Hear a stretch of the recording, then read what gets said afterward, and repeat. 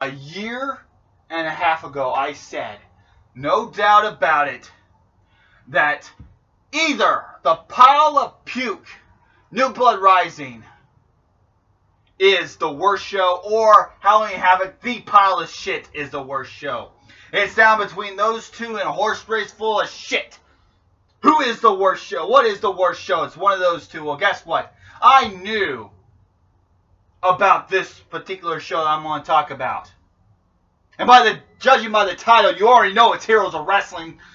I already knew that Heroes of Wrestling was probably worse than those shows, but I never saw it. But I knew I had to see it to believe it, because just like Christmas, the most wonderful time of the year, seeing is believing.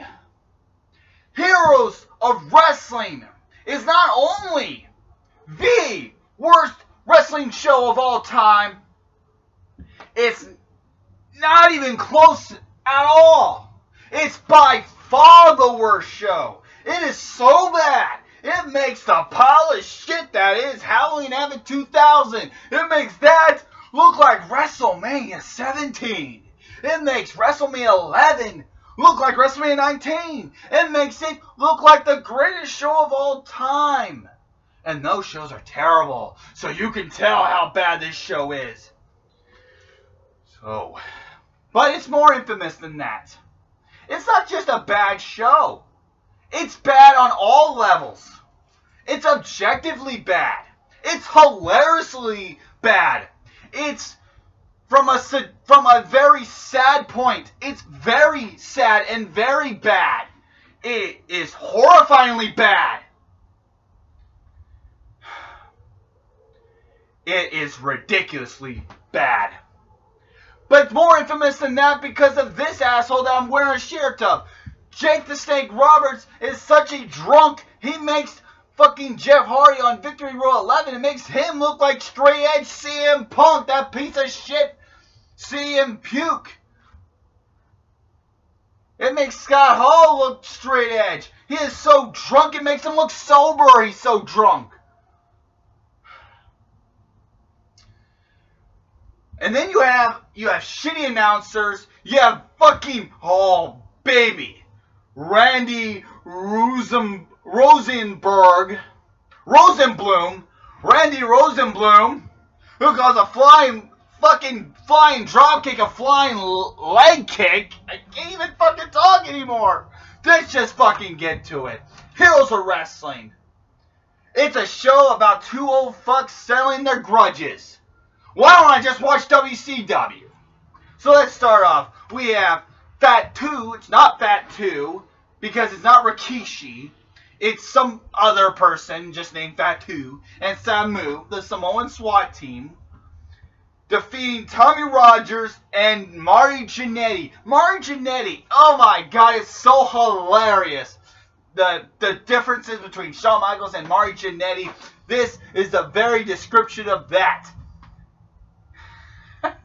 You have Shawn Michaels, who's already main evented 3 WrestleManias at this point, has had 3 WWF Championship title reigns, and is the commissioner at this point, versus Marty Jannetty, who has to be on this fucking show. This match is shit. It's one of the worst openers in the history of wrestling. I give it a 0. A dud. Next up, we had Greg Valentine defeating George the Animal Steel with Sherry Martel as his eye candy, as his valet. This match is so disgustingly bad. It's bad. Because you have Sherry Martel, who is with George Steele. But then 2 minutes into the match, she turns on him and whacks him with the chair right in front of the fucking referee. I'll get to that when I talk about the fucking hardcore grudge match here. So you have that going on, and then she consoles him, saying, "No, I'm still with you, baby. No, you're still my man. You're still my man." So she's acting like she's still with him, but we all know that she turned her back on him. So it makes George Steele look like a fucking retard. Even though he's the guy he's turned by. But then you have this weapon, this disgusting white object. I don't even know how to describe it. It's so disgusting. And at one point it hangs out of his trunks. It looks like he's taking a white shit. Like he's some sort of super bird. Like he's taking a white shit because it's hanging out of his fucking trunks. It's terrible. It's... Oh, God. This match is bad. Minus 6 out of 10. One of the worst matches I've ever seen, but there's more terrible shit to come. We have Too Cold Scorpio defeating Fantastico and Julio Fantastico, and this could have been a potential good match. This could even been a good match. You have Julio Fantastico, which it's weird because he's only 27 years old, and he's making his debut pay-per-view match on a show featuring Old Fox against Too Cold Scorpio, one of the most underrated people of all time, one of the best high flyers. You'd think this would be a good match, but this match is just a horrible botch fest. You have that fucking Rosenblum calling drop kicks flying leg kicks. Flying fucking leg kicks. He calls a backbreaker a soft slam. A soft slam. And whenever there's a move that he doesn't know, by the way, he only knows body slams, and he only knows fucking flying leg kicks. He just says, oh, he took him down with that move. Oh, what a good maneuver right there. Oh my God. This match is filled with botches. It really should have been good because this is Too Cold Scorpio. But it sucked. I feel bad for Too Cold Scorpio. This match gets a 0 out of 10. Then we get the Bushwhackers versus Nikolai Volkov and the Iron Sheik. Oh my God. First off, the retarded fans, the good people of St. Louis, not St. Louis, Missouri, St. Louis, Mississippi, at Casino Magic Hotel is chanting USA, USA in a match where there's not a fucking American in the fucking match. You have 2 New Zealanders, and you have a Russian, and you have an Iranian. Okay? Oh my God. But this match, they just bumbled the fuck about. You know, they just bumbled the fuck around. They just wobble around like 4 old fucks do. And they are supposed to take bumps, but then they just kind of just fall back so precariously, so gently. Soft slams. Oh my God, this match is bad. This is quite possibly the absolute worst tag team match ever. That is until the main event.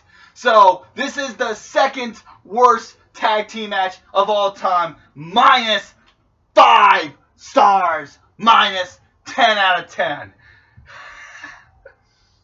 Next up, we have the only redeeming factor of this show is a brilliant promo from Tully Blanchard. Tully Blanchard talks about how Sweet Stan Lane only became such a big superstar because he rode the coattails of the Midnight Express. And that he's going to find out what the meaning of being a horseman is all about. It's such a good promo. I recommend you watch that promo. And it's the only thing, believe me, it's the only thing that's worth watching is Tully Blanchard's promo. But how is this match? Well, I'm going to tell you straight up, this is easily the best match on the card. And guess what? It only gets a 1 out of 10. They have this finish where Stan Lane is doing a back suplex to Tully Blanchard, which Rosenblum doesn't even know it's a back suplex. He just says, what a takedown right there. So he takes him down with this. Both shoulders are pinned. All shoulders are pinned. And then Tully Blanchard wins the match by taking the fall, by taking the fucking slam. So you have a confusing finish to a one-off pay-per-view. Whatever. 1 out of 10, the best match by far. Next up, this show went objectively bad, hilariously bad, and now we get to the horrifyingly bad part. And this is where we get Abdullah the Butcher and the one-man gang in a hardcore match. This match is sickening to watch. And I don't mean sick in the totally tubular 90s term, meaning it's good, that it's awesome. No, I mean sick as in it makes you want to vomit. Because you have fucking Abdullah the Butcher stabbing him with forks. At one point in this match, Abdullah takes his bloody fork that has covered in his blood and One Man Gang's blood, and he tosses it into the crowd. And the person in the crowd holds up the fork. I am so disgusted by that. He threw a bloody fork into the crowd. This is the worst hardcore match ever. The worst street fight. The worst Falls Count Anywhere. The worst. It's the worst. No disqualification. Street fight. No holds barred. Where the fuck out of shit that is. Hardcore match of all time. Minus 8 out of 10. And you know what? Just to make it even more bad and make it even more worse. You know what? This match ends in a double count out. A fucking hardcore match ends in a double count out. Oh, what the shit's that?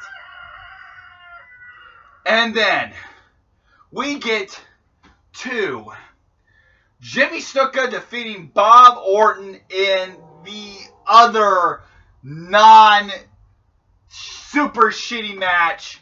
A 1 out of 10. Jimmy Snuka wins. It's a very bad match. But it's not so bad on the level of Bushwhackers and Nikolai Volkov and Sheik. Now,